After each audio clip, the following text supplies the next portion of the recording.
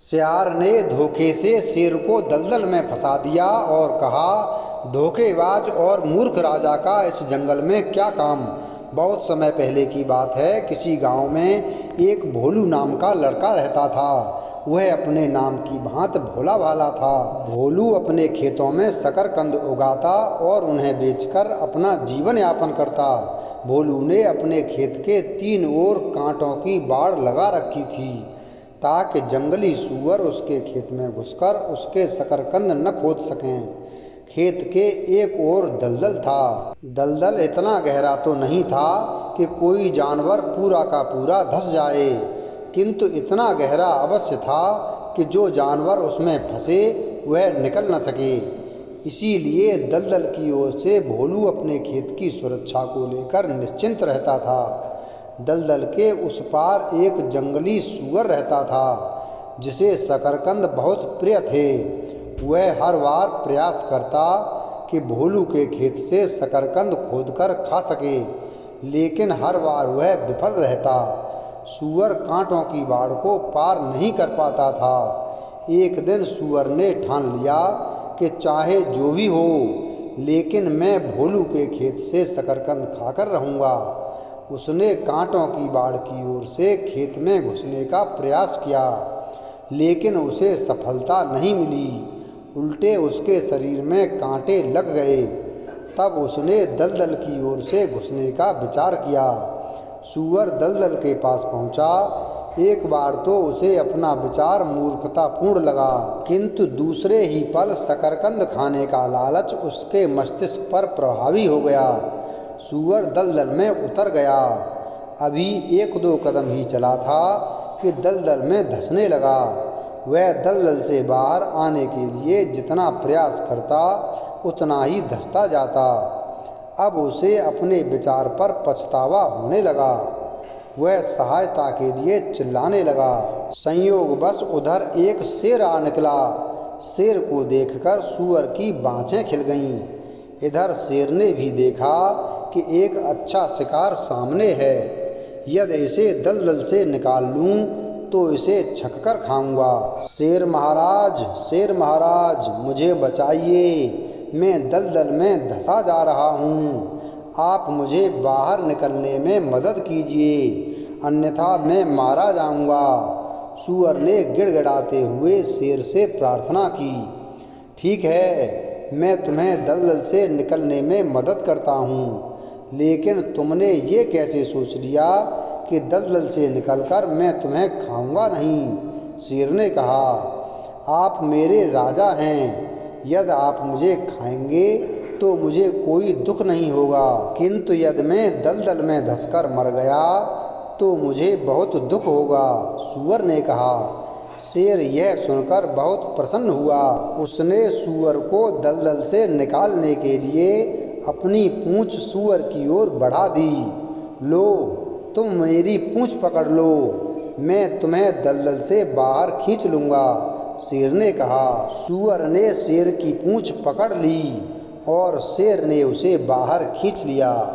सूअर जैसे ही बाहर आया वैसे ही उसने शेर को धक्का देकर दलदल में गिरा दिया। अरे अरे, ये क्या कर रहे हो? तुमने मुझे दलदल में क्यों गिरा दिया? मैंने तुम्हारे प्राण बचाए और बदले में तुम मेरे साथ ऐसा कृत्य व्यवहार कर रहे हो। शेर ने घबराकर सूअर से कहा, आपने मेरे प्राण दलदल से भले ही बचाए, किंतु अब तो आप मुझे खाने वाले थे। फिर इसमें कृपा की कौन सी बात हुई जो मुझे आप कृतज्ञ कर रहे हैं? मैं तो आपके साथ वही व्यवहार कर रहा हूँ जो आपने मेरे लिए सोचा था। कहते हुए सूअर अपने रास्ते चल दिया। शेर को सूअर पर बहुत क्रोध आ रहा था, किंतु वह कर ही क्या सकता था। शेर ने सहायता के लिए पुकारना आरंभ किया। भोलू उस समय अपनी झोंपड़ी में बैठा था। उसने जब शेर की पुकार सुनी तो वह दौड़कर अपने खेत में आया। उसने देखा कि उसका खेत तो सुरक्षित है, किंतु दलदल में एक शेर धंसा जा रहा है। शेर ने भोलू को देखा तो जान में जान आई। भैया, मुझे यहाँ से बाहर निकालो, नहीं तो मैं मर जाऊँगा। शेर ने भोलू से कहा, मैं तुम्हें निकाल तो दूं, लेकिन बाहर निकलकर तुम मुझे खा जाओगे। भोलू ने कहा, नहीं, मैं तुम्हें नहीं खाऊंगा। शेर ने कहा, मैं कैसे मान लूं? भोलू ने कहा, तुम मुझे बाहर निकाल कर देखो, फिर तुम्हें स्वतः पता चल जाएगा कि मैं सच कह रहा हूँ या नहीं। शेर ने कहा। भोलू शेर की बातों में आ गया। उसने रस्सी का एक छोर एक पेड़ से बांधा और दूसरा छोर शेर की ओर फेंकते हुए कहा, लो इसे पकड़ लो, मैं तुम्हें बाहर खींच लूँगा। शेर ने रस्सी का दूसरा छोर पकड़ लिया। भोलू ने रस्सी को पकड़कर खींचना शुरू किया। थोड़े से प्रयास के बाद शेर दलदल से बाहर आ गया। शेर ने दलदल से बाहर आते ही अपना शरीर झटकारा और लपक कर भोलू को धर दबोचा। अरे तुम ये क्या कर रहे हो? मैंने तुम्हारे प्राण बचाए हैं। भोलू चीखा। तुम मूर्ख हो जो तुमने मेरे प्राण बचाए, किंतु मैं मूर्ख नहीं हूँ कि अपना भोजन को छोड़ दूँ। तुम मेरे भोजन हो, मैं तुम्हें खाऊंगा। शेर ने कहा, लेकिन तुमने कहा था कि तुम मुझे नहीं खाओगे। भोलू घिघियाया। मैंने कहा था कि तुम मुझे बाहर निकाल कर देखो, फिर तुम्हें स्वतः पता चल जाएगा कि मैं सच कह रहा हूँ या नहीं। अब तुम तय कर लो कि मैंने जो कहा था वो सच कहा था या झूठ। शेर ने हंसते हुए कहा। भोलू समझ गया कि शेर ने उसे मूर्ख बनाया है। हिंसक प्राणियों की बातों पर कभी विश्वास नहीं करना चाहिए। भोलू सोच ही रहा था कि शेर के पंजे से कैसे बचा जाए कि उधर से एक घोड़ा आ निकला। शेर भाई, तुम मुझे खाने जा रहे हो, यह अन्याय है। क्यों न हम इस बारे में घोड़े का निर्णय जान लें? भोलू ने कहा। ठीक है, जैसा तुम चाहो। शेर ने सोचा कि चलो इस मनुष्य की अंतिम इच्छा पूरी कर दी जाए। भोलू ने घोड़े को वस्तुस्थिति बताई और निर्णय देने का आग्रह किया। घोड़ा मनुष्यों के व्यवहार से दुखी था। उस पर उसे लगा कि यदि उसने शेर के विरुद्ध निर्णय दिया तो शेर उसे भी खा जाएगा। शेर महाराज, आप जो कह रहे हैं वह उचित है। ये मनुष्य बड़े स्वार्थी और अवसरवादी होते हैं। मुझे ही देखिए, जब तक मैं अपने मालिक की सेवा करने योग्य रहा तब तक उसने मेरा ध्यान रखा, किंतु मेरे पैर में चोट लगने पर जब मैं लंगड़ा हो गया तो उसने मुझे गोली मारने का आदेश दे दिया। वह तो मैं उस बंदूकची को दुलत्ती मारकर भाग आया, अन्यथा मैं अभी तक मर चुका होता। इसलिए आप तो इस मनुष्य को अवश्य खाइए। घोड़े ने कहा और लंगड़ाता हुआ चला गया। घोड़े की बात सुनकर भोलू थरथर कांपने लगा। उसी समय उधर से एक बैल निकला। शेर भाई, किसी एक की बात में नहीं आना चाहिए।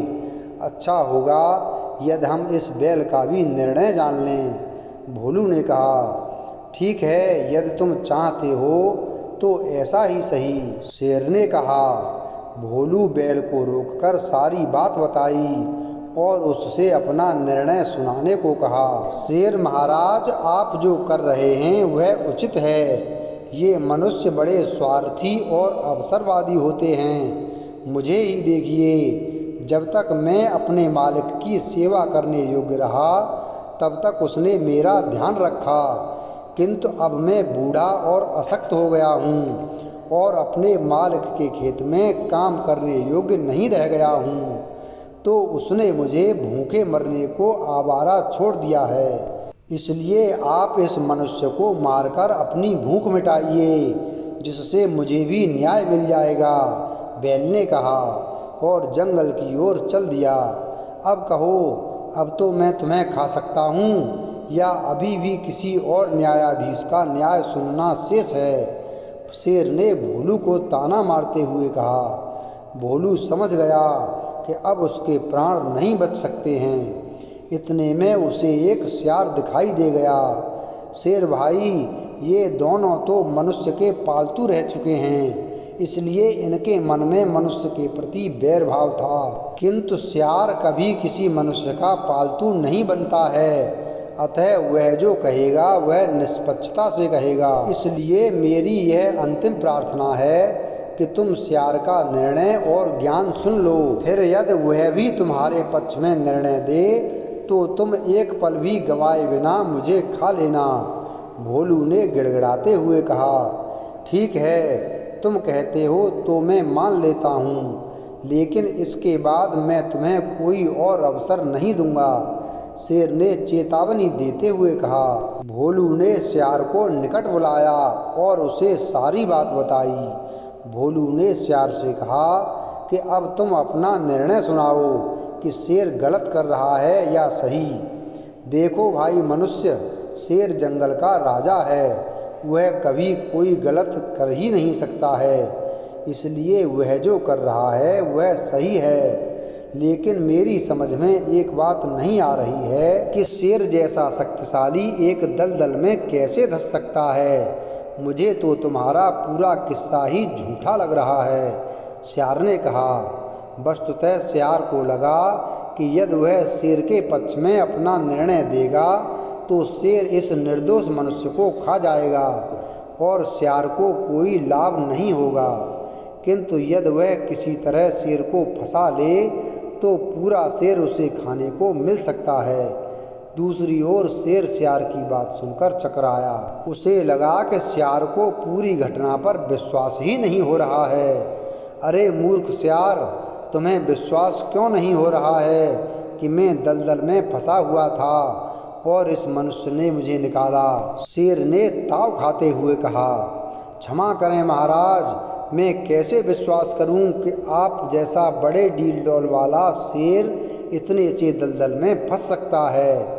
सियार ने कहा, यह दलदल उतना उथला नहीं है जितना कि तुम समझ रहे हो। शेर ने कहा, मैं नहीं जानता, इस दलदल में तो आपका पंजा भर डूब सकता है, आप नहीं। सियार ने हठ करते हुए कहा। क्या तुम्हें मेरे कथन का भी विश्वास नहीं है? शेर ने पूछा।